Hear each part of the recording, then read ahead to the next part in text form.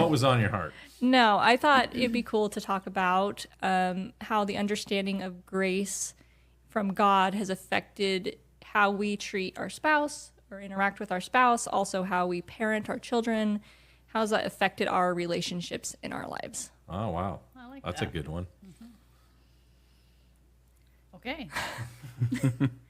Well, I think most of the people that, want to talk about what they call cheap grace, I'm just going to feed into that to say, well, the way it's affected my relationships, I just think, well, I can just get away with anything now because of grace. So I just treat my wife. I don't even worry about it now.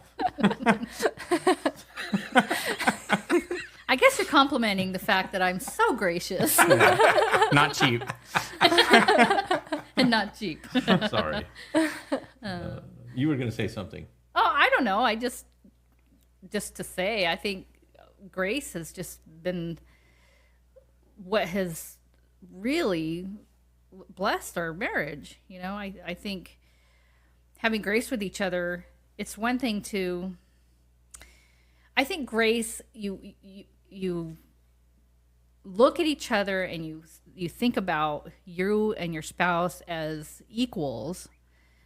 And then if you're not setting yourself above your spouse, then it's a whole lot easier to have communication and have, just to work things out when things get difficult. It's, I don't know. I think it's the undergirding for a really good marriage, honestly. Yeah, I agree. That's interesting that you make that sort of hierarchy statement when we're talking about grace. It's fascinating because it's true, but I think there's probably bars a little explanation for that, right? Like you said, because of grace, it levels it out, right? Mm-hmm. Yeah. Why? What do you? Well, I think because when you understand who you are in Christ and you understand who other people are, everybody else is, like we're all God's creations.